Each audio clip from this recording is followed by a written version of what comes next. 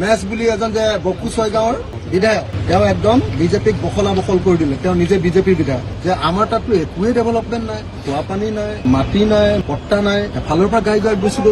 মই এনেকে হাত তালি বজাই বজাই কলো যে অধ্যক্ষ ডাঙৰীয়া এইকেইটা নোট কৰক আৰু ইয়াৰ পাছত এইখন চৰকাৰ জীয়াই থকাৰ, এইখন চৰকাৰে ক্ষমতাত থকাৰ অধিকাৰ নাই। সেইবিলাক কথা তেওঁলোকে মনে মনে থাকে। তাৰ পাছত সেই প্ৰশ্নটোৰ উত্তৰ দিবলৈ গৈ পীযুষ হাজৰিকাই গালি পাৰিলে কংগ্ৰেছক। এই তাত কংগ্ৰেছৰ এম এল এ আছিলে, সিহঁতৰ কাৰণে 10 বছৰ কোনো ডেভেলপমেণ্ট নাই। জে পি দাসতে হাঁহি হাঁহি শুনি আছে। মই তাৰ বিৰোধিতা কৰিছো। তো এতিয়া যিজন মানুহে বিৰোধিতা কৰে, সেই বিৰোধিতা কৰা মানুহজনক বিজেপিও বেয়া পায়। সেই বিৰোধিতা কৰা মানুহজনক আজি অতুল বৰাই মাৰো যেনে কৰিছে। আকৌ মোক পীযুষ হাজৰিকাই কি শব্দ দি মাতিছে আপোনালোকে শুনিছে। এম এল এ হোৱাৰ লগে লগে এটা ফুট লৈছে, তাৰমানে গেৰুৱা বসন তুলিবলৈ গৈ আছে। মই যিমান দূৰ খবৰ পাইছো, জে পি দাসে এজন এম এল এৰ জৰিয়তে বিজেপিত সোমাবৰ কাৰণে তেওঁৰ যিবিলাক এগ্ৰিমেণ্ট কৰিব লাগে, যিবিলাক চুক্তি কৰিব লাগে, মানে বিজেপিৰ পৰা বিজেপিত সোমাবৰ কাৰণে কি কি পাব, কি কি নাপাব, এইবিলাক কথা পাতি আছে।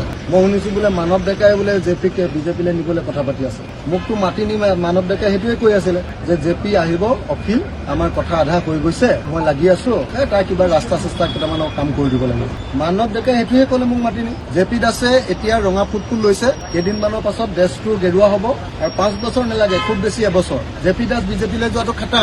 মানৱ ডেকাই ইতিমধ্যে কিবা কিবি দিবলৈ আৰম্ভ কৰিলে বুলি মই শুনিছো। খবৰ লওক হয়নে নহয় আপোনালোকে? জে পি দাসে কথা বিধানসভাত যদি কয়ো কিবা ৰিজাল্ট আছে কবই জানেনে, প্ৰশ্নটো উঠাবই জানেনে, ব্যাখ্যাই কৰিব জানেনে, নে তাৰ ছাবষ্টেঞ্চে ভালকে ক'ব পাৰে? গতিকে তেওঁলোকে শুই থাকে, মই মাত মাতো। কিন্তু সেইকাৰণে মোৰ ওপৰত খং। আপুনি চাব যে আজি আমাৰ বিধানসভাখনৰ মান একেবাৰে অনুন্নত হৈ গৈছে। প্ৰশ্ন সুধিলে সঠিক উত্তৰ নিদিয়ে। মই সেইটো উত্তৰ ধৰো। মেচ বুলি এজন যে বকু ছয়গাঁৱৰ বিধায়ক তেওঁ একদম বিজেপিক বখলা বখল কৰি দিলে। তেওঁ নিজে বিজেপিৰ বিধায়ক যে আমাৰ তাততো একোৱেই ডেভেলপমেণ্ট নাই, খোৱা পানী নাই, মাটি নাই, পট্টা নাই, এফালৰ পৰা গাই গাই গৈছিলো। মই এনেকে হাত তালি বজাই বজাই কলো যে অধ্যক্ষ ডাঙৰীয়া এইকেইটা নোট কৰক আৰু ইয়াৰ পাছত এইখন চৰকাৰ জীয়াই থকাৰ, এইখন চৰকাৰে ক্ষমতাত থকাৰ অধিকাৰ নাই। সেইবিলাক কথা তেওঁলোকে মনে মনে থাকে। তাৰ পাছত সেই প্ৰশ্নটোৰ উত্তৰ দিবলৈ গৈ পীযুষ হাজৰিকাই গালি পাৰিলে কংগ্ৰেছক। এই তাত কংগ্ৰেছৰ এম এল এ আছিলে, সিহঁতৰ কাৰণে 10 বছৰ কোনো ডেভেলপমেণ্ট নাই। জে পি দাসতে হাঁহি হাঁহি শুনি আছে। মই তাৰ বিৰোধিতা কৰিছো। তো এতিয়া যিজন মানুহে বিৰোধিতা কৰে, সেই বিৰোধিতা কৰা মানুহজনক বিজেপিও বেয়া পায়। সেই বিৰোধিতা কৰা মানুহজনক আজি অতুল বৰাই মাৰো যেনে কৰিছে। আকৌ মোক পীযুষ হাজৰিকাই কি শব্দ দি মাতিছে আপোনালোকে শুনিছে।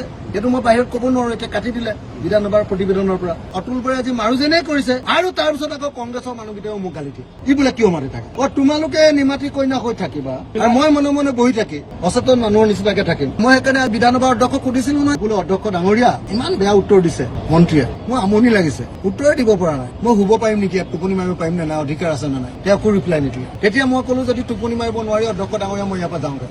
তেওঁ ক'লে যাওক যাওক। তো এনেকুৱা বিধায়ক অসমত কোনোবা জন্ম হৈছে নেকি? অসমৰ প্ৰত্যেকটো ইছ্যুত চিএমক কন্দুৱাই দিব পৰা, চিএমক বহুৱাই দিব পৰা, অন্য মন্ত্ৰীবিলাকক, কথা জনা মন্ত্ৰীবিলাকক ধৰি পকৰাই দিব পৰা অন্য কোনোবা বিধায়ক ইয়াত জন্ম হৈছে নেকি? কংগ্ৰেছে নামাতে, বিজেপিৰ লগত বুজাবুজি কৰি থাকে। আৰু মইতো ক'লোৱে জে পি দাস কেইদিনমানৰ ভিতৰতে বিজেপিলৈ গৈ আছে। ফুটাটো চাই ল'ব। আপুনি সুধিব যে অখিল গগৈ সুধিছে আপোনাৰ ফুটাটো ৰঙা হৈছে, এইটো কেতিয়াৰ পৰা হালধীয়া হ'ব আৰু এইটো হালধীয়া হোৱাৰ পিছত চোলাকেইটা কেতিয়াৰ পৰা গেৰুৱা হ'ব, এইবুলি সুধিছে বুলি ক'ব। আৰু আপুনি বোলে লখিমপুৰৰ এজন এম এল এৰ লগত মনে মনে এতিয়া বাৰ্গেনিং কৰি আছে বিজেপিলৈ আহিবলৈ, হয় নেকি আপুনি এবাৰ সুধি চাব।